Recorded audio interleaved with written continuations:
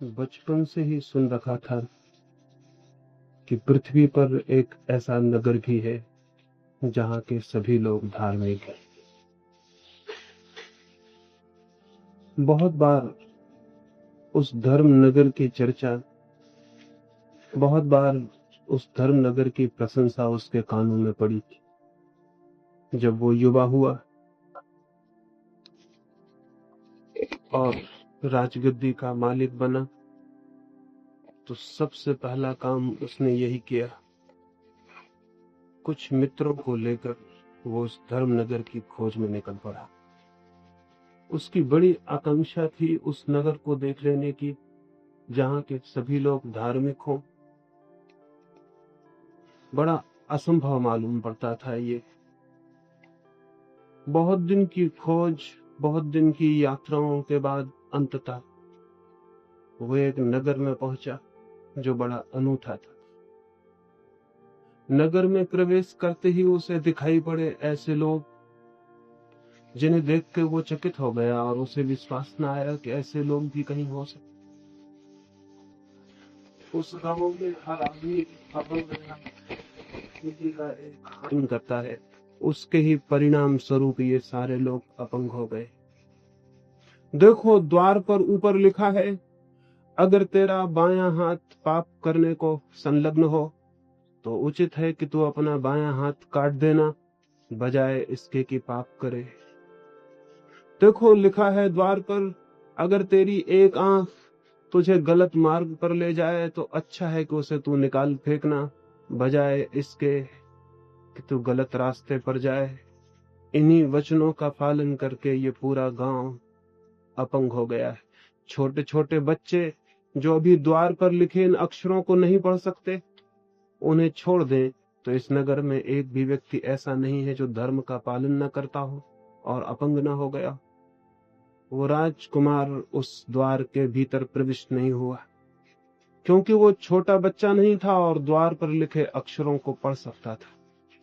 उसने घोड़े वापस कर लिए और उसने अपने मित्रों से कहा, हम वापस लौट चलें अपने अधर्म के नगरों को, कम से कम आदमी वहां पूरा तो है।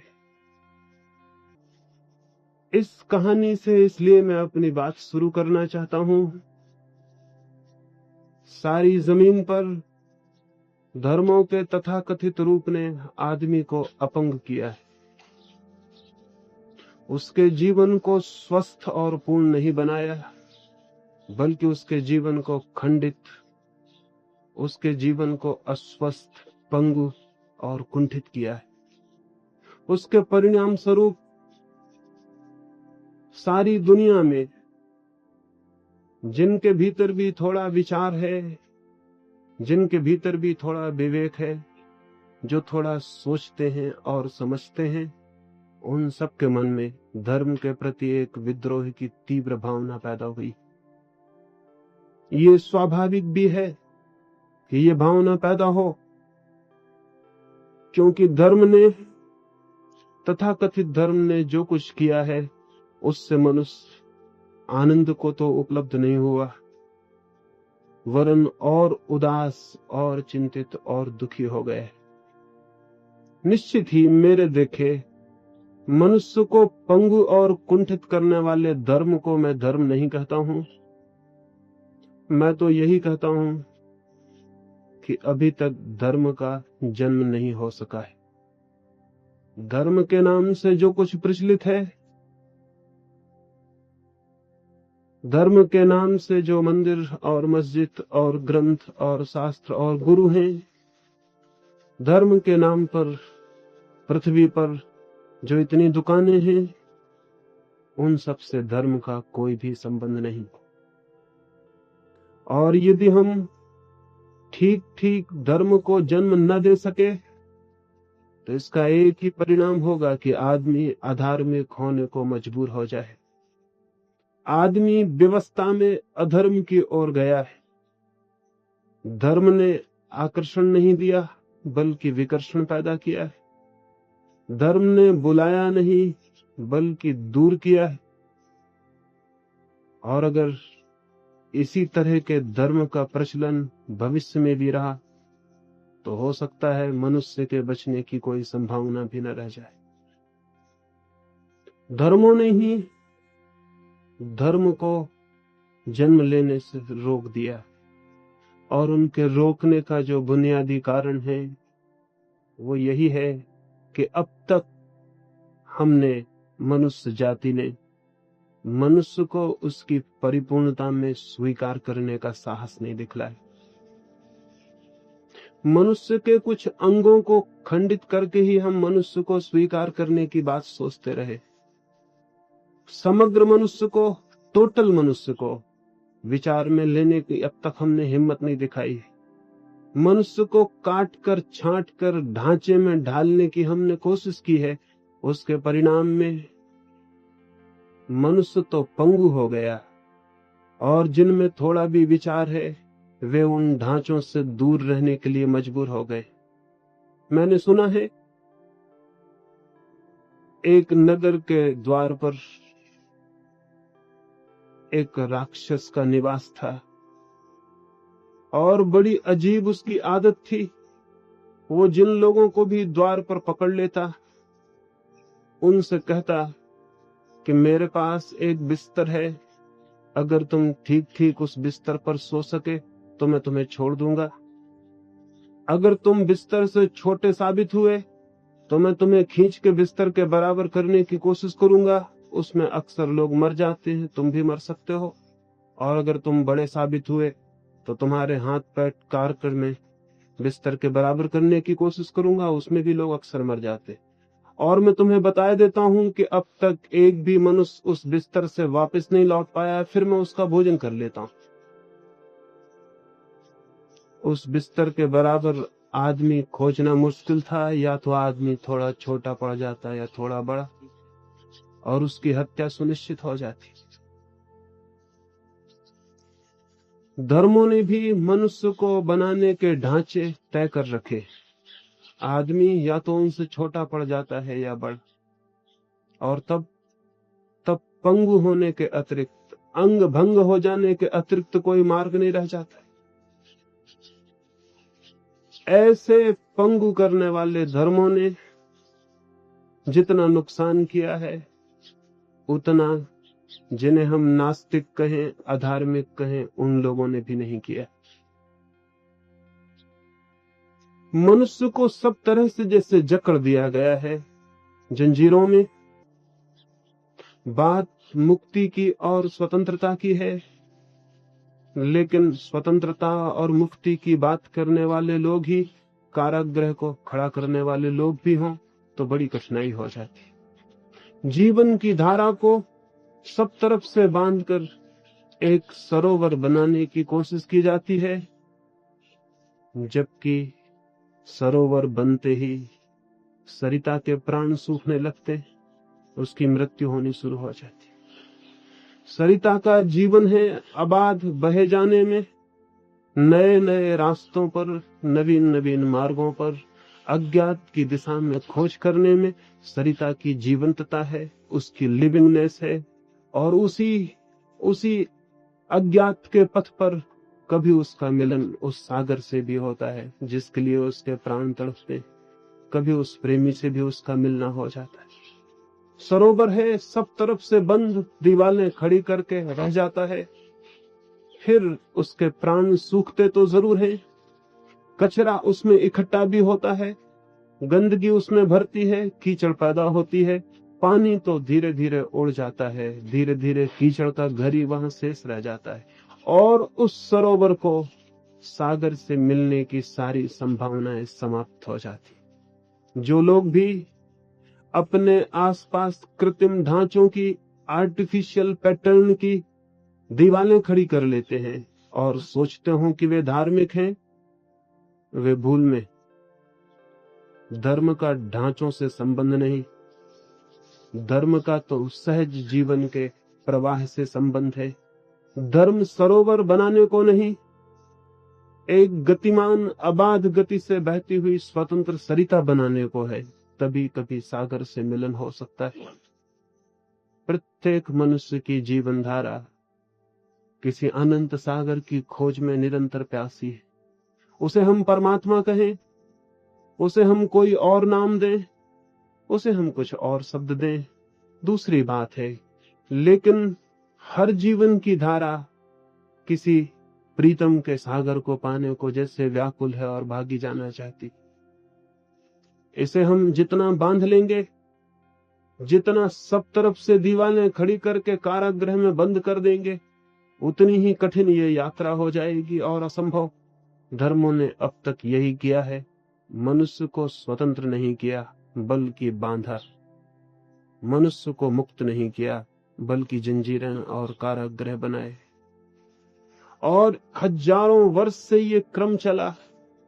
हजारों वर्ष के प्रचारित बातें धीरे धीरे फिर हमें सत्य भी प्रतीत होने लगती, क्योंकि सामान्य जन केवल प्रचारित असत्य को ही सत्य मान लेने को सहज ही राजी हो जाता है। एडल्फ हिटलर ने अपनी आत्मकथा में लिखा है, मैंने सत्य और असत्य में एक ही फर्क पाया, ठीक से प्रचारित असत्य सत्य मालूम होने लगता है।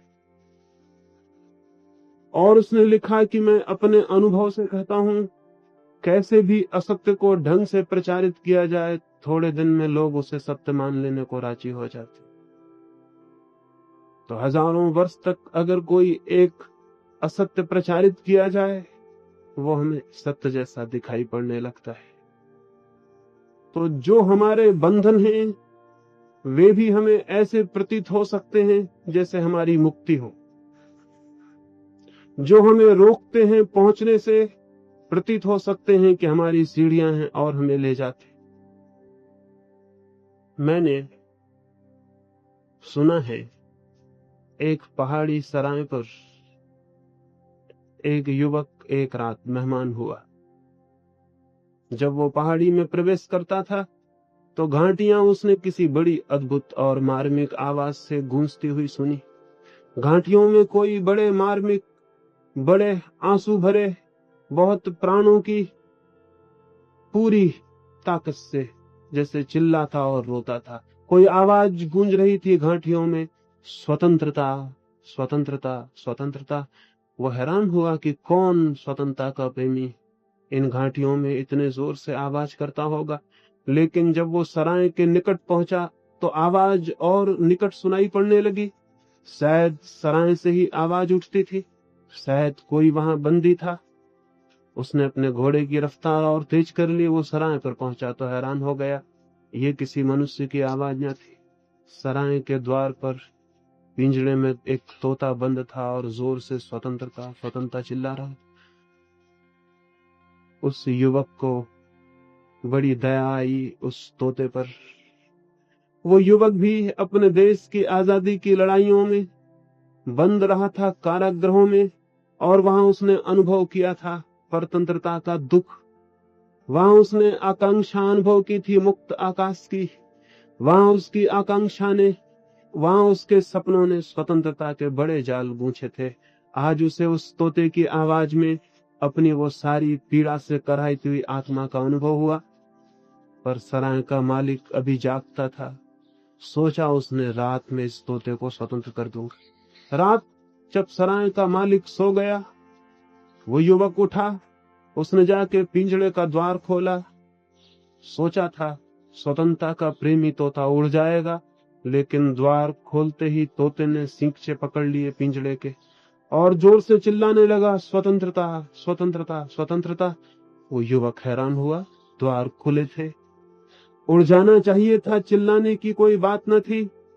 लेकिन शायद उसने सोचा मुझसे भयभीत हो, इसलिए उसने हाथ भीतर डाला।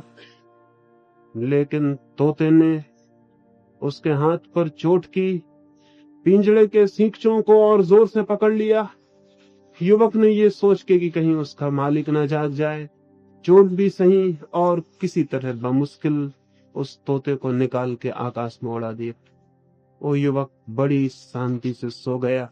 एक आत्मा को स्वतंत्र करने का आनंद उसे अनुभव हुआ था। लेकिन सुबह जब उसकी नींद खुली तो उसने देखा तोता वापस अपने पिंजरे में आकर बैठ गए।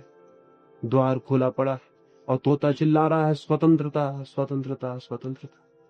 वो बहुत हैरान हुआ, वो बहुत मुश्किल में पड़ गया। ये आवाज कैसी, ये प्यास कैसी, ये आकांक्षा कैसी? ये तोता पागल तो नहीं है? वो तोते के पिंजड़े के पास खड़े होकर यही सोचता था कि सराय के मालिक वहां से निकला और उसने कहा, बड़ा अजीब है तुम्हारा तोता, मैंने इसे मुक्त कर दिया था लेकिन ये तो वापस लौट आया। उस सराय के मालिक ने कहा, तुम पहले आदमी नहीं हो जिसने इसे मुक्त किया हो। जो भी यात्री यहाँ ठहरता है इसकी आवाज के धोखे में आ जाता है, रात इसे मुक्त करने की कोशिश करता है, सुबह खुद ही हैरानी में पड़ जाता है, तोता वापस लौट आता है। उसने कहा, बड़ा अजीब तोता है तुम्हारा। उस बूढ़े मालिक ने कहा, तोता ही नहीं, हर आदमी इसी तरह अजीब है। जीवन भर चिल्लाता है मुक्ति चाहिए, स्वतंत्रता चाहिए, और उन्हीं सींचों को पकड़े बैठा रहता है जो उसके बंधन है और उसके कारागृह। मैंने जब ये बात सुनी थी तो मैं भी बहुत हैरान हुआ था। फिर मैंने आदमी को बहुत गौर से देखने की कोशिश की तो मैंने पाया कि जरूर ये बात सच है। आदमी का पिंजड़ा दिखाई नहीं पड़ता, ये दूसरी बात है, लेकिन हर आदमी किसी पिंजड़े में बंद है और आदमी उन पिंजड़े के सींचों को पकड़े हुए है, ये भी बहुत ऊपर से दिखाई नहीं पड़ता, क्योंकि तोते का पिंजड़ा बहुत स्थूल है, आदमी का पिंजड़ा बहुत सूक्ष्म। आंख एकदम से उसे नहीं देख पाती, लेकिन थोड़े ही गौर से देखने पर यह दिखाई पड़ जाता है कि हम एक ही साथ दोनों काम कर रहे हैं। आकांक्षा कर रहे हैं मुक्ति की, आकांक्षा कर रहे हैं किसी विराट से मिलन की, और क्षुद्र सींचों को इतनी जोर से पकड़े हुए हैं कि उन्हें छोड़ने का नाम भी नहीं लेते। और कुछ लोग हैं जो हमारे इस विरोधाभास का, हमारे इस कंट्राडिक्शन का, हमारे जीवन की ये बहुत अद्भुत उलझन का फायदा उठा रहे हैं। तोते के ही मालिक नहीं होते, आदमी के भी मालिक, और वे मालिक भली भांति जानते हैं कि आदमी जब तक पिंजड़े के भीतर बंद है तभी तक उसका शोषण हो सकता है, तभी तक उसका एक्सप्लॉयटेशन हो सकता है। जिस दिन वो पिंजड़े के बाहर है उस दिन शोषण की कोई दीवार, किसी भांति का शोषण संभव नहीं रह जाएगा। और सबसे गहरा शोषण जो आदमी का हो सकता है वो उसकी बुद्धि के और उसके विचार का शोषण, उसकी आत्मा का शोषण। दुनिया में उन लोगों ने जिन्होंने आदमी के शरीर को कारागृह में डाला हो, उनका अनाचार बहुत बड़ा नहीं है। जिन्होंने आदमी के शरीर के आसपास दीवारें खड़ी की हो, उन्होंने कोई बहुत बड़ी प्रतनता पैदा नहीं की, क्योंकि एक आदमी की देह भी बंद हो सकती है कारागृह में, और फिर भी हो सकता है कि वो आदमी बंदी न हो, उसकी आत्मा दीवारों के बाहर उड़ान भरे, उसकी आत्मा सूरज के दूर पथों पर यात्रा करे, उसके सपने दीवारों को अतिक्रमण कर जाएं। देह बंद हो सकती है और हो सकता है कि भीतर जो बैठा है वो बंद ना हो। तो जिन लोगों ने मनुष्य के शरीर के लिए कारागृह उत्पन्न किए वे बहुत बड़े जेलर नहीं थे, लेकिन जिन्होंने मनुष्य की आत्मा के लिए सूक्ष्म कारागृह बनाए हैं वे मनुष्य के बहुत गहरे में शोषक, मनुष्य के जीवन पर आने वाली चिंताओं दुखों का बोझ डालने वाले सबसे बड़े जिम्मेदार वही लोग। और वे लोग कौन? जिन लोगों ने भी धर्म के नाम पर धर्मों को निर्मित किया है वे सभी लोग, जिन लोगों ने भी परमात्मा के नाम पर छोटे छोटे मंदिर खड़े किए हैं, मस्जिद और चर्च, वे सभी लोग, जिन लोगों ने भी धर्म के नाम पर शास्त्र निर्मित किए हैं और दावा किया है उन शास्त्रों में परमात्मा की वाणी होने का, वे सभी लोग, वे सभी लोग जिन्होंने मनुष्य के अंतश्चित्त को बांध लेने की बड़ी सूक्ष्म इजादें की हैं, वे सभी लोग, वे कौन सी सूक्ष्मतम जंजीरें हैं जो आदमी को बांध रखती हैं? उन संबंध में अभी कहूंगा। 3 चर्चाएं यहां मुझे देनी है। 3 चर्चाओं में कोशिश करूंगा कि बंधन समझ में आ सके हम क्यों बंधन में बंधे हैं ये समझ में आ सके, और हम कैसे बंधन से मुक्त हो सकते हैं ये समझ में आ सके। कौन से बंधन मनुष्य को घेर लिए हैं इतनी सूक्ष्मता से, शायद ख्याल में भी ना आए, ख्याल में आएगा भी नहीं। उस तोते को भी ख्याल में नहीं आ सकता था कि मैं क्या चिल्ला रहा हूं और क्या पकड़े हुए हूं। पहला बंधन जो मनुष्य के आसपास कारागृह को खड़ा किया है वो है श्रद्धा का, विश्वास का, बिलीफ का। हजारों वर्षों से ये समझाया जा रहा है विश्वास करो। ये जहर हम बच्चे को उसके पैदा होने के साथ ही पिलाना शुरू कर देते हैं। दूध शायद बाद में पिलाते हैं, ये जहर पहले पिला देते हैं। विश्वास करो। और जो आदमी विश्वास करने को राजी हो जाता है उसके भीतर विचार की क्षमता हमेशा के लिए पंगु हो जाती। उसके भीतर विचार के हाथ पैर टूट जाते हैं, विचार की आंखें फूट जाती, क्योंकि विचार और विश्वास में जन्मजात विरोध है। या तो विश्वास या विचार, दोनों एक साथ संभव नहीं है। क्योंकि विश्वास की पहली शर्त है संदेह मत करो, और विचार की पहली शर्त है संदेह करो। ठीक ठीक संदेह करो। विश्वास कहता है शक मत करो, मान लो। विचार कहता है मानने की जल्दी मत करना, हेजिटेट करना, थोड़े ठहरना, थोड़े रुकना, थोड़े सोचना। विश्वास कहता है एक क्षण रुकने की जरूरत नहीं है। विचार कहता है चाहे पूरा जीवन ही क्यों ना रुकना पड़े, लेकिन प्रतीक्षा करना, जल्दी मत करना, सोचना, खोजना, चिंतन करना, मनन करना, और तभी शायद जो सत्य है उसकी झलक उपलब्ध हो सके। लेकिन विश्वास बड़ा सस्ता नुस्खा है, बहुत शॉर्टकट है, बहुत सीधा सा दिखाई पड़ता है। हमें कुछ भी नहीं करना है। कोई हमसे कहता है विश्वास कर लो, परमात्मा है। कोई हमसे कहता है विश्वास कर लो, परमात्मा नहीं है। कोई हमसे कहता है विश्वास कर लो, आत्मा है। कोई हमसे कहता है विश्वास कर लो, स्वर्ग है, मोक्ष है।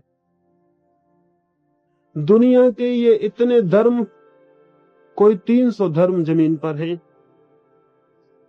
इन सब में आपस में विरोध है। ये एक दूसरे की बात से राजी नहीं है, ये एक दूसरे के शत्रु हैं, लेकिन एक बात पर ये सब सहमत हैं कि विश्वास करो। इस जहर को पिलाने में इनका कोई विरोध नहीं। ये इन सब की बुनियाद है। तो आप चाहे हिंदू हो, चाहे मुसलमान, चाहे ईसाई, अगर आप विश्वास करते हैं तो इससे कोई फर्क नहीं पड़ता कि आपने आंख पर किस रंग की पट्टियां बांध रखी, वे हरी हैं कि लाल की सफेद, इससे कोई फर्क नहीं पड़ता। आंख पर पट्टियां हैं, बस इतना काफी है। आपके जीवन में विचार का जन्म नहीं हो सकेगा। और नहीं चाहते हैं समाज के न्यस्त स्वार्थ कि मनुष्य में विचार पैदा हो, क्योंकि विचार आधारभूत रूप से विद्रोह है। विचार में रिबेलियन छिपा है, विचार में रेवोल्यूशन छिपी है। वहां क्रांति का बीज है। जो विचार करेगा वो आज नहीं कल खुद तो क्रांति से गुजरेगा ही, उसके आसपास भी वो क्रांति की हवाएं फेंकेगा। क्योंकि विचार झुकने को राजी नहीं होता, विचार अंधा होने को राजी नहीं होता, विचार आंख बंद कर लेने को राजी नहीं होता। मैंने सुना है एक गांव में एक विचारक तेली के घर तेल खरीदने गया था। देख के उसे वहां बड़ी हैरानी हुई। तेली तो तेल तौलने लगा, उसके ही पीछे कोल्हू का बैल कोल्हू को चलाया जाता था, बिना किसी चलाने वाले के। कोई चलाने वाला न था। उस विचारक ने उस तेली से पूछा, मेरे मित्र, बड़ा अद्भुत है ये बैल, बड़ा धार्मिक, बड़ा विश्वासी मालूम होता है, कोई चलाने वाला नहीं और चल रहा है। उस तेली ने कहा, थोड़ी गौर से देखो। देखते नहीं, आंखें मैंने उसकी बांध रखी, आंखें बंधी हैं, उसे दिखाई नहीं पड़ता कि कोई चला रहा है या नहीं चला।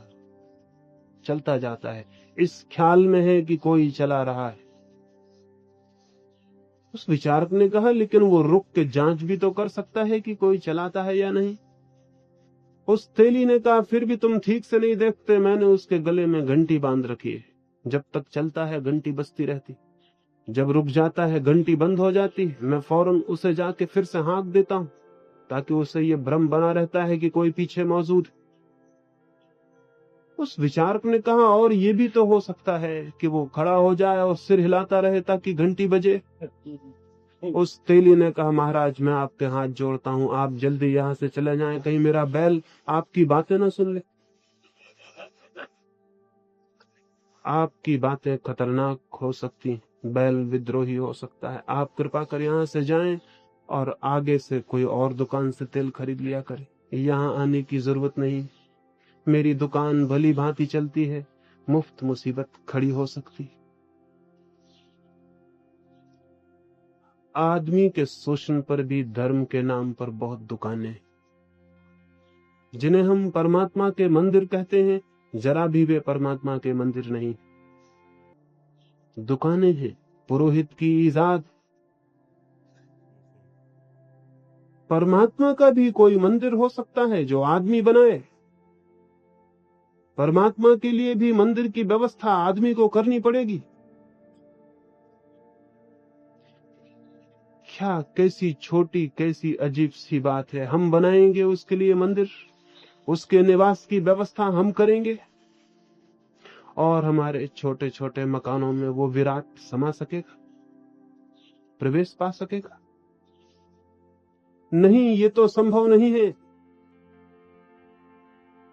और इसीलिए जमीन पर कितने मंदिर हैं, कितने चर्च, कितनी मस्जिद, कितने गिरजे, कितने शिवालय, कितने गुरुद्वारे, लेकिन धर्म कहाँ है, परमात्मा कहाँ है? इससे ज्यादा अधार्मिक और कोई स्थिति हो सकती है जो हमारी है? और ये मंदिर और मस्जिद ही रोज अधर्म के अड्डे बन जाते हैं, हत्या के, आगजनी के, बलात्कार के। इनके भीतर से ही वे आवाजें उठती हैं जो मनुष्य मनुष्य को टुकड़ों टुकड़ों में तोड़ देती। इनके भीतर से ही वे नारे आते जो आदमी के जीवन में हजार हजार तरह के विद्वेष, घृणा फैला जाते हैं, हिंसा पैदा कर जाते हैं। अगर किसी दिन किसी आदमी ने ये मेहनत उठानी पसंद की और ये हिसाब लगाया कि मंदिर और मस्जिदों के नाम पर कितना खून बहा है, तो आप हैरान हो जाएंगे। और किसी बात पर इतना खून कभी भी नहीं बहा। और आप हैरान हो जाएंगे कि आदमी के जीवन में जितना दुख, जितनी पीड़ा इनके कारण पैदा हुई है, और किसी कारण से पैदा नहीं हुई। और आदमी आदमी के बीच जो प्रेम हो सकता था वो असंभव हो गया है, क्योंकि आदमी आदमी के बीच चर्च और मंदिर बड़ी मजबूत दीवार की तरह आ जाते। और क्या कभी हम सोचते हैं कि जो दीवारें आदमी को आदमी से अलग कर देती हों, क्या वे दीवारें आदमी को परमात्मा से मिलाने का सेतु बन सकती, मार्ग बन सकती? जो आदमी को ही आदमी से नहीं मिला पाती, वे आदमी को परमात्मा से कैसे मिला पाएंगी? नहीं, ये मंदिर और मस्जिद कोई भी परमात्मा के मंदिर नहीं। परमात्मा का मंदिर तो सब जगह मौजूद है, क्योंकि जहां परमात्मा मौजूद है वहां उसका मंदिर भी मौजूद है। आकाश के तारों में और जमीन के घास पात में और वृक्षों में और मनुष्य की और पशुओं की आंखों में और सब तरफ और सब जगह कौन मौजूद है? किसका मंदिर मौजूद है? इतने बड़ा मंदिर को, इतने विराट मंदिर को भी जो नहीं देख पाते, वे छोटे छोटे मंदिर में उसे देख पाएंगे? खुद उसके ही बनाए हुए भवन में जो उसे नहीं खोज पाते, वे क्या आदमी के द्वारा बनाए गए ईंट चूने के मकानों में उसे खोज पाएंगे? जिनकी आंखें इतने बड़े को भी नहीं देख पाती, जो इतना ऑब्वियस है, जो इतना प्रकट है और चारों तरफ मौजूद है, चेतना के सागर को भी जिनका जीवन स्पर्श नहीं कर पाता, वह आदमी के बनाए हुए ईंटों की दीवालों में, कारागृहों में बंद मूर्तियों में उसे खोज पाएगा? ना समझी है, निपट ना समझी है, जो इतने विराट मंदिर में नहीं देख पाता, वो उसे और कहीं भी देखने में समर्थ नहीं हो सकता है। लेकिन ये हमने खड़े किए और हमने दावा किया कि ये परमात्मा के मंदिर हैं, और हमने लोगों से कहा विश्वास करो, और हमने दावा किया कि आदमियों की लिखी हुई किताबें परमात्मा के वचन हैं, और हमने लोगों से कहा विश्वास करो, और हमने जो भी ठीक समझा वो कहा और लोगों से कहा विश्वास करो। असंदिग्ध, संदेह मत करना, संदेह भटका देता है, संदेह भ्रम में ले जाएगा, संदेह का परिणाम नरक होगा। हमने भयभीत किया मनुष्य को, डर दिखलाया, दंड का प्रलोभन दिखलाया, स्वर्ग का कि मान लोगे तो स्वर्ग है, न मानोगे तो नरक है। और ऐसे हमने मनुष्य के लोभ और भय को उत्प्रेरित किया और हजार हजार वर्षों से एक शिक्षा दी विश्वास कर लेने की, और विश्वास में फिर हम बड़े होते गए। और परिणाम यह है, कितने लोग हैं जिन्हें जीवन में परमात्मा की किरण का बोध हो पाता। 5,000 या 10,000 साल की विश्वास की शिक्षा कितने लोगों को ईश्वर के निकट ले गई। कहां हैं वे लोग? वे तो खोजे से भी दिखाई नहीं पड़ते। तो क्या 10,000 साल का ये परीक्षण काफी लंबा परीक्षण नहीं हो गया? क्या ये काफी मौका नहीं था कि विश्वास के द्वारा जीवन बदल जाता?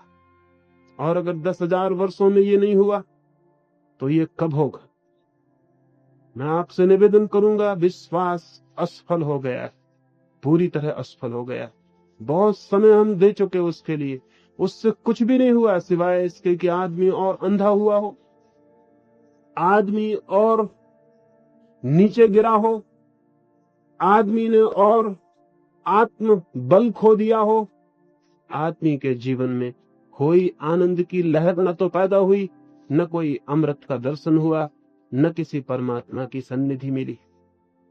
मैं निवेदन करना चाहता हूं, विश्वास पिंजड़े का शिक्षा है, क्योंकि जब भी हम बिना जाने किसी बात को मान लेते हैं तो हम अपने को अंधा करने के लिए तैयार होते। जब भी हम बिना अनुभव किए किसी बात को स्वीकार कर लेते हैं तब हम अपने भीतर जो विवेक की ऊर्जा थी उसकी हत्या कर देते। और ये सवाल नहीं है कि हम क्या मानने को राजी हो जाएं। अगर हिंदुस्तान में आप पैदा हुए हैं तो आप मान लेंगे ईश्वर है, और अगर रूस में पैदा हुए हैं तो वहां का कम्युनिस्ट धर्म लोगों को समझाता है ईश्वर नहीं, वहां का बच्चा इसको मान लेता है। वो भी कहते हैं विश्वास करो, हम कहते हैं गीता पर, वो कहते हैं दास कैपिटल पर। लेकिन विश्वास के मामले में उनका भी कोई झगड़ा नहीं है। ये कम्युनिज्म सबसे नया धर्म है, और ये चाहे रूस में विश्वास दिलाया जाए कि ईश्वर नहीं है, चाहे भारत में कि ईश्वर है, लेकिन दोनों ही बातों को जो लोग स्वीकार कर लेते हैं वे लोग अपने जीवन में कभी सत्य की खोज नहीं कर सकेंगे। सत्य की खोज के लिए पहली जरूरत है कि जो मैं नहीं जानता हूं, जो मेरा अनुभव नहीं है, जो मेरी प्रतीति नहीं है, उसे मैं स्पष्ट रूप से कह सकूं कि मैं नहीं जानता हूं। मैं कह सकूं कि मुझे पता नहीं। मैं अपने अज्ञान को स्वीकार कर सकूं। सत्य के खोजी की पहली शर्त, पहला लक्षण है अपने अज्ञान का स्वीकार। लेकिन विश्वासी अज्ञान को स्वीकार नहीं करता। वो ये मानने को राजी नहीं होता कि मैं नहीं जानता हूं। उसे तो दूसरे लोग जो सिखाते हैं वो मान लेता है कि ये मेरा जानना है। अगर मैं आपसे पूछूं आप ईश्वर को जानते, तो आपके भीतर से कोई कहेगा हाँ ईश्वर है, नहीं तो दुनिया किसने बनाई? ये बातें सिखाई हुई हैं, ये दलीलें सुनी हुई हैं, और इनको हम पकड़ के बैठ गए हो तो हम रुक गए वहीं, हमारी खोज बंद हो गई। हमने आगे जाने का फिर कोशिश नहीं की। विश्वास कभी भी आगे नहीं ले जाता, संदेह आगे ले जाता है, क्योंकि संदेह से पैदा होती है जिज्ञासा, इंक्वायरी, और इंक्वायरी गति देती, प्राणों को नए नए द्वार खोलने की, नए नए मार्ग छान लेने की, दूर दूर कोनों कोनों तक खोजबीन कर लेने की कि कहीं कुछ हो मैं उसे जान लूं। तो जो जानना चाहता है धर्म को, परमात्मा को, प्रभु को या सत्य को, उसे अपने अज्ञान को स्वीकार कर लेने के लिए तैयार होना चाहिए। लेकिन हम तो झूठे ज्ञान को मान लेने को तैयार, और फिर उस ज्ञान में, उस विश्वास में हम इस भ्रम में पैदा हो जाता है हमारे भीतर कि हम जानते, और जिसको हम जानते हैं उससे हमारा संबंध समाप्त हो जाता है, क्योंकि उसके प्रति फिर हमारी कोई जिज्ञासा नहीं, कोई खोज नहीं, उसके प्रति हमारे भीतर कोई ऊहापोह नहीं, कोई चिंतन नहीं। फिर हमारा बंद हो गया मनवा, और हमारे भीतर जो विचार की बड़ी ऊर्जा थी वो कुंठित पड़ी रह जाएगी। स्मरण रखें, विचार तो प्रत्येक का जन्मजात हिस्सा है। विश्वास सिखाए जाते हैं। विश्वास लेके कोई पैदा नहीं होता, बिलीव्स लेके कोई पैदा नहीं होता। सब विश्वास सिखाए जाते हैं, लेकिन विचार लेके हर एक पैदा होता है।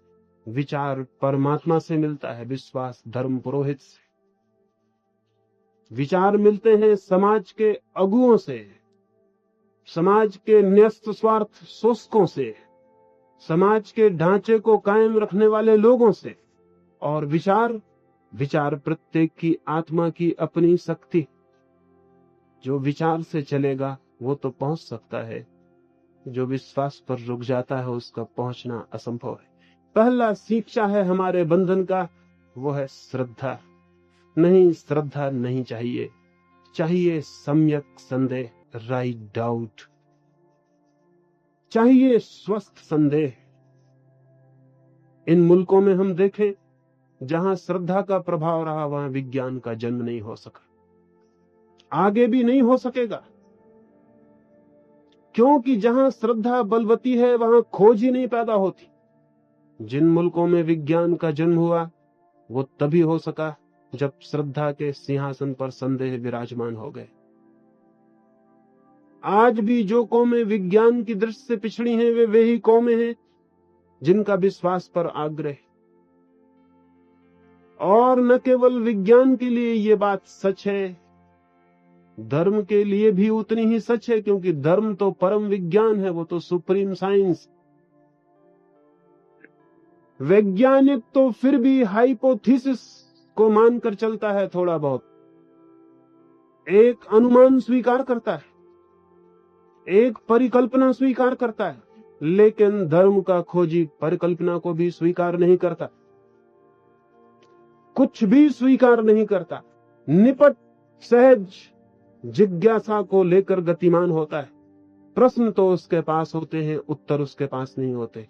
पूछता है जीवन से, खोजता है बाहर और भीतर, और बिना कुछ स्वीकार किए खोजता चला जाता। जब स्वीकार नहीं करता है तो उसकी खोज की मेधा तीव्रतर होती चली जाती, इंटेंस से इंटेंस होती चली जाती, और एक दिन उसकी ये प्यास और खोज इतनी गहनतम, इतनी चरम तीव्रता को उपलब्ध हो जाती है कि उसी चरम तीव्रता के उत्ताप में एक द्वार खुल जाता है और वो जानने में समर्थ होता है। जिज्ञासा चाहिए, विश्वास नहीं। और विश्वास हमारा पहला बंधन है जो हम चारों तरफ से बांधे हुए।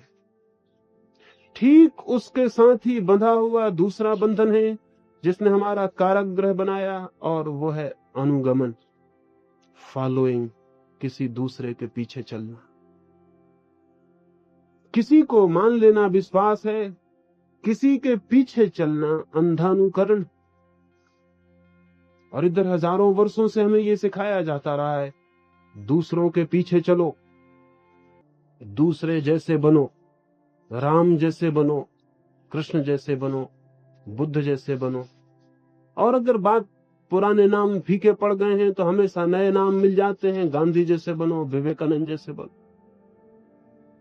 लेकिन आज तक किसी ने भी हमसे नहीं कहा कि हम अपने जैसे बने, किसी दूसरे जैसा कोई क्यों बने। और क्या ये संभव है कि कोई किसी दूसरे जैसा बन सके? क्या ये आज तक कभी संभव हुआ है कि दूसरा राम पैदा हो, कि दूसरा बुद्ध, कि दूसरा क्राइस्ट? क्या 3-4 हजार वर्ष की नासमझी भी हमें दिखाई नहीं पड़ती है? क्राइस्ट को हुए 2000 साल होते, 2000 साल में कितने पागलों ने ये कोशिश नहीं की कि वो क्राइस्ट जैसे बन जाएं? लेकिन क्या कोई दूसरा क्राइस्ट बन सका? नहीं बन सका। क्या इससे कुछ बात स्पष्ट नहीं होती है? क्या ये स्पष्ट नहीं होता कि हर मनुष्य एक अद्वितीय यूनिक व्यक्तित्व है? कोई मनुष्य किसी दूसरे जैसा बनने को पैदा भी नहीं हुआ। परमात्मा के घर कोई कारखाना नहीं है फोर्ड जैसा कि एक सी कारें निकालता चला जाए। परमात्मा कोई कारखाना नहीं है, कोई ढांचा नहीं है। शायद परमात्मा एक कवि है, शायद एक चित्रकार है जो रोज नए चित्र बनाता, रोज नई कविता लिखता। शायद इतना जीवंत है उसका उत्पादन, उसका सृजन, कि वो रोज नई प्रतिमाएं गढ़ लेता है। पुरानी प्रतिमाओं पर लौटने योग्य स्थिति अभी तक भी उसकी नहीं आई। अभी भी नए के सृजन की क्षमता उसकी मौजूद है। इसलिए रोज नया नया, हर व्यक्ति नया है और अलग है और पृथक है। और जिस दिन ये संभव होगा कि सारे व्यक्ति एक जैसे हो जाएं, उस दिन आदमी नहीं होगा जमीन पर, मशीनें होंगी। उस दिन से ज्यादा दुर्भाग्य का कोई दिन नहीं होगा। तो मैं ये निवेदन करना चाहता हूं, अंधानुकरण, किसी दूसरे जैसे बनने की कोशिश से आदमी बहुत गहरे बंधन में पड़ता है। और बंधन में इसलिए पड़ता है कि दूसरे जैसा तो वो कभी बन ही नहीं सकता, ये असंभावना है, ये इम्पॉसिबिलिटी। लेकिन इस कोशिश में अभिनय कर सकता है दूसरे जैसा, तो उसकी आत्मा अलग हो जाती, अभिनय अलग हो जाता। राम तो नहीं बन सकता कोई, लेकिन रामलीला का राम बन सकता है।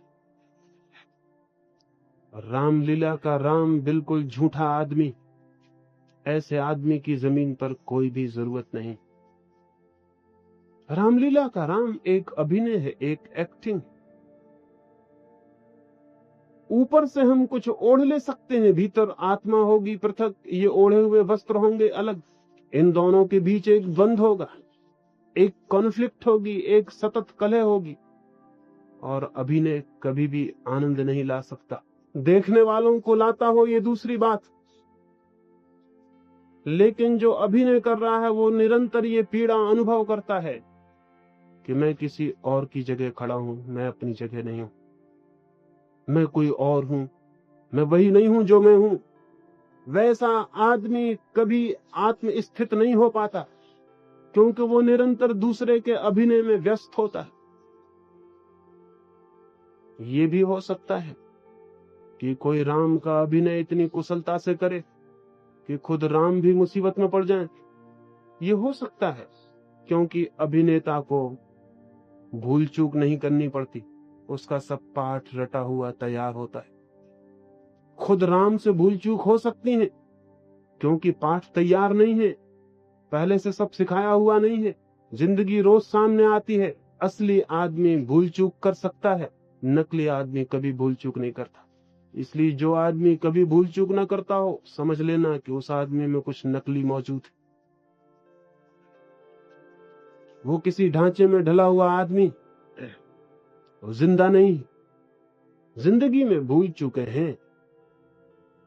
तो ये हो सकता है कि रामलीला का अभिनय किसी ने 20 बार किया हो। राम को तो बेचारों को एक ही बार मौका मिला, 20 बार मौका नहीं मिला। ये हर बार ज्यादा कुशल होता चला जाए। और ऐसा भी हो सकता है एक दिन अगर असली राम के सामने इसे खड़ा कर दे तो जनता इस नकली को पूजे, असली को छोड़ दे। अक्सर ऐसा होता है, क्योंकि ये होगा बहुत कुशल। इसकी इफिशियंसी, इसकी कुशलता का मुकाबला राम नहीं कर सकते।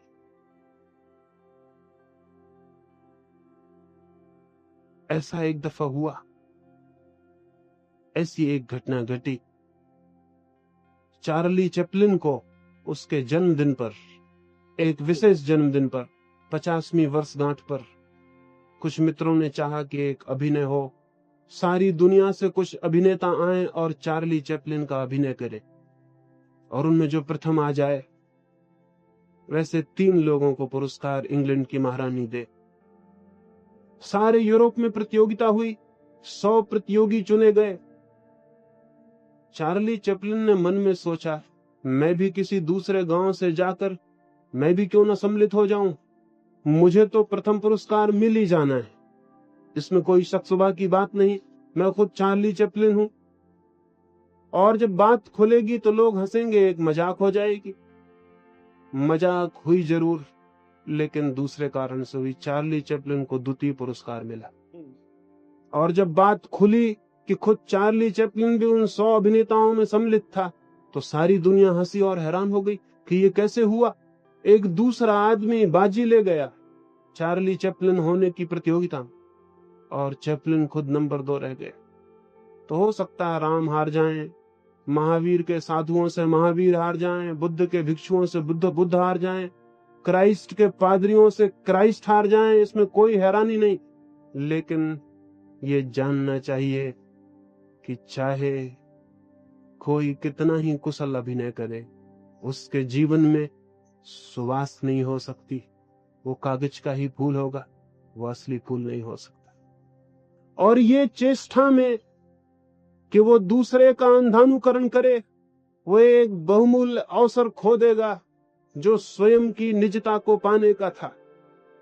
वैसे ही हो जाएगी बात, आपकी बगिया में मैं आऊं और आपके फूलों को समझाऊं, गुलाब को कहूं तू कमल हो जा, चमेली को कहूं तू चंपा हो जा। पहली तो बात है, फूल मेरी बात सुनेंगे नहीं, क्योंकि फूल आदमियों जैसे ना समझ नहीं कि हर किसी की बात सुने। कोई उपदेशक वगैरह उनके बीच नहीं होता, पर हो सकता है आदमियों के साथ रहते रहते कुछ फूल बिगड़ गए हों। आदमी के साथ रह के कोई भी बिगड़ सकता है। जानवर जो जंगल में रहते हैं उनको वो बीमारियां नहीं होती, आदमी के साथ रहने लगते हैं उन्हीं बीमारियों के ग्रस्त हो जाते। फिर आदमी की नकल में वेटरनरी डॉक्टर को भी हमें तैयार करना पड़ता। हो सकता है आपके साथ रहते रहते बगिया के फूलों की आदत बिगड़ गई हो, वो सुनने को राजी हो जाएं और उपदेश उन पे काम कर जाए। सीधे साधे फूल हैं, हो सकता है मान ले, और गुलाब कमल होने की कोशिश करने लगे, चंपा चमेली होने की। फिर क्या हो, उस बगिया में फिर फूल पैदा नहीं हो।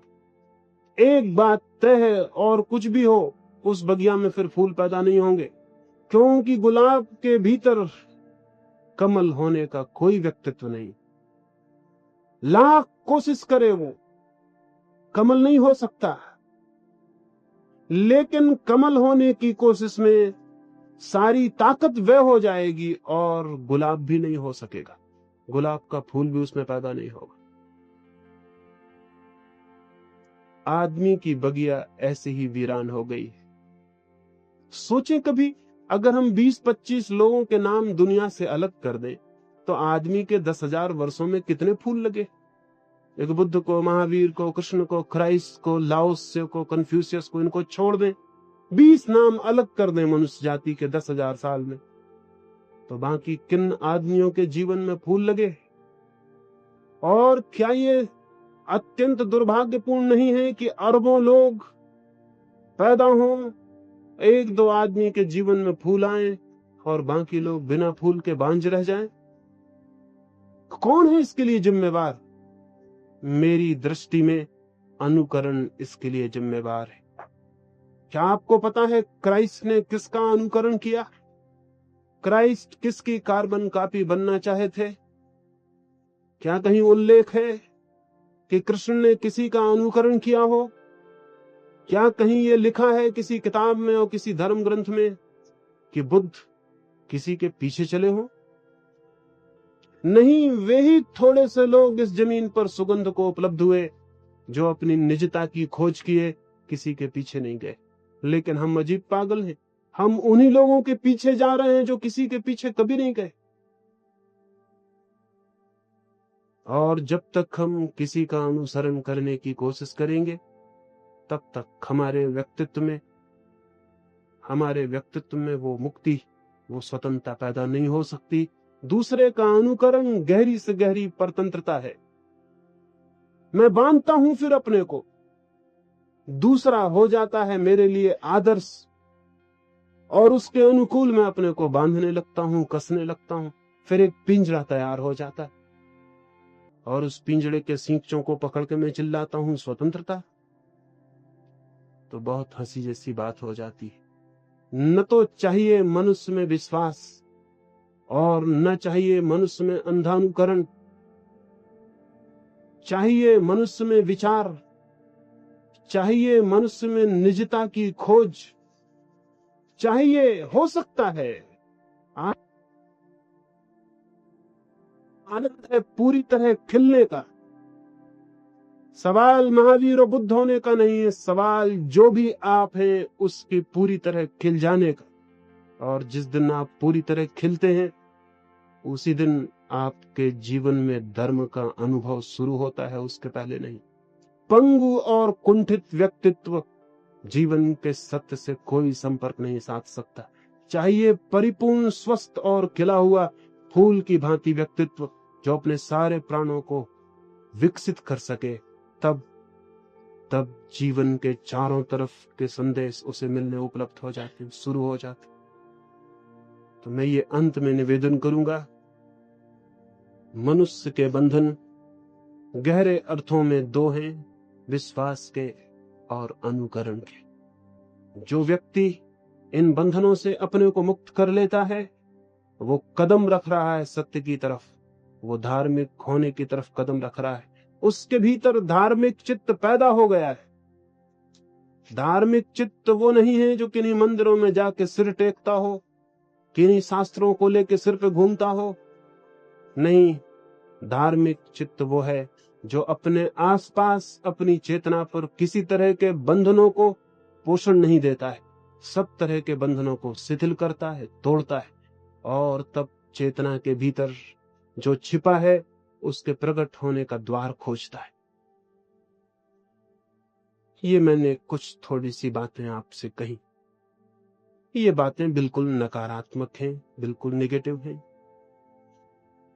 लेकिन कोई माली बगीचा बनाना चाहे तो पहले पुराने पौधों को निकाल अलग कर देता है, घास पात उखाड़ देता है, जड़ें निकाल के बाहर फेंक देता है, पत्थर कंकड़ अलग कर देता है ताकि भूमि तैयार हो जाए, ताकि फिर नए बीज बोए जा सके। तो मेरी इस पहली चर्चा में कुछ चीजों को मैंने तोड़फोड़ करने की कोशिश की है, कुछ अलग कर देने की, ताकि आप तैयार हो सके उन बातों के लिए जिन्हें मैं बीज कहता हूं, और जो अगर भीतर पहुंचे तो उनसे आपके जीवन में एक अंकुरण हो सकता है, एक पल्लवन हो सकता है, कुछ आ सकती है सुवास। हर आदमी पैदा हुआ है एक फूल बन सके, एक सुबास उसके जीवन में आ सके। और जो आदमी बिना ऐसा बने विदा हो जाता है उसके जीवन में कोई धन्यता, कोई कृतार्थता नहीं होती। धन है वे थोड़े से लोग ही जो जीवन के इस अवसर को सरिता की भांति सागर तक दौड़ने का अवसर बना लेते हैं। धन है वे लोग जो सरिता की भांति सागर को उपलब्ध हो जाते हैं। जीवन की परिपूर्णता का आनंद, जीवन के अमृत का बोध केवल उन्हीं को उपलब्ध हो पाता है। ये हम सबका जन्म सिद्ध अधिकार है, अगर हम मांग करें तो। लेकिन अगर हम मांग ही ना करें, या हम मांग भी करें, चिल्लाएं स्वतंत्रता स्वतंत्रता और किन्हीं सींचों को पकड़े रहें, तो कौन जिम्मेवार हो सकता है? प्रत्येक व्यक्ति ही अपने लिए जिम्मेवार है, अपने बंधन के लिए, अपने कारागृह के लिए। और जिस दिन सोचेगा तोड़ सकेगा उस कारागृह को। एक अंतिम कहानी और मैं अपनी चर्चा पूरी करूंगा। रोम में एक बहुत अद्भुत लोहार हुआ, उसकी बड़ी कीर्ति थी सारे जगत में, दूर दूर के बाजारों तक उसका सामान पहुंचा, उसने बहुत धन अर्जित किया। लेकिन जब वो अपनी प्रतिष्ठा के चरम शिखर पर था और रोम के 100 बड़े प्रतिष्ठित नागरिकों में उसकी स्थिति बन गई थी, तभी रोम पर हमला हुआ। दुश्मन ने रोम को रोन डाला और 100 बड़े नागरिकों को गिरफ्तार कर लिया। उनके हाथ पैरों में बहुत मजबूत बजनी जंजीरें पहना दी गईं और उन्हें फिगवा दिया गया जंगलों में ताकि जंगली जानवर उन्हें खा जाएं। वे जंजीरें बहुत मजबूत, बहुत बजनी थीं, उनको रहते एक कदम चलना भी मुश्किल था, असंभव था। वे 99 लोग तो रो रहे थे छार छार, उनके हृदय आंसुओं से भरे थे, उनके सामने मृत्यु के सिवाय कुछ भी न था। लेकिन वो लोहार बहुत कुशल कारीगर था। वो हंस रहा था, वो निश्चिंत था, उसे ख्याल था, कोई फिक्र नहीं, कैसी ही जंजीरों में खोल लूंगा। अपने बच्चों को, अपनी पत्नी को विदा देते वक्त उसने कहा, घबराओ मत, सूरज डूबने के पहले मैं घर वापस आ जाऊंगा। पत्नी ने भी सोचा बात ठीक ही है, वो इतना कुशल कारीगर था। फिर उन सब लोगों को जंगलों में फेंकवा दिया गया। वो लोहार भी एक जंगली खड्ड में डाल दिया गया। गिरते ही उसने पहला काम किया, अपनी जंजीरें उठा के देखी कि कहीं कोई कमजोर कड़ी हो। लेकिन जंजीरों को देखते ही वो छाती पीट पीट कर रोने लगा। उसकी हमेशा से आदत थी, जो भी बनाता था कहीं हस्ताक्षर कर देता था। जंजीरों पर उसके हस्ताक्षर थे, वो उसकी ही बनाई हुई जंजीरें थी। उसने कभी सोचा भी न था कि जो जंजीरें मैं बना रहा हूं वे एक दिन मेरे ही पैरों में पड़ेंगी और मैं ही बंदी हो जाऊंगा। अब वो रोने लगा इसलिए कि अगर ये जंजीरें किसी और की बनाई हुई होती तो तोड़ भी सकता था। वो भली भांति जानता था कमजोर चीजें बनाने की उसकी आदत नहीं, यही तो उसकी प्रतिष्ठा थी। जंजीरें उसकी बनाई हुई थी, उन्हें तोड़ना मुश्किल था, वो कमजोर थी ही नहीं। उस कुशल कारीगर को जो मुसीबत अनुभव हुई होगी, हर आदमी को जिस दिन वो जाग के देखता है ऐसी ही मुसीबत अनुभव होती। तब वो पाता है हर जंजीर पे मेरे हस्ताक्षर, और हर जंजीर मैंने इतनी मजबूती से बनाई है क्योंकि मैंने तो इसे स्वतंत्रता समझ के बनाया था। कभी सोचा भी न था कि ये जंजीर, तो स्वतंत्रता को खूब मजबूती से बनाया था। मैंने इसे धर्म समझा था, खूब मजबूती से तैयार किया था। मैंने इसे मंदिर समझा था, मैंने कभी सोचा भी न था कि ये कारागृह, तो खूब मजबूत बनाया था। उस लोहार की जो हालत हो गई, वो करीब करीब हर उस आदमी को अनुभव होती है जो जाग के अपनी जंजीरों की तरफ देखता है। लेकिन वो लोहार सांझ को घर पहुंच गया था। वो कैसे पहुंचा वो मैं रात आपसे बात करूंगा। मेरी बातों को इतने प्रेम और शांति से सुना है उसके लिए बहुत अनुग्रहित हूं। सबके भीतर बैठे हुए परमात्मा को अंत में प्रणाम करता हूं। मेरे प्रणाम स्वीकार करें।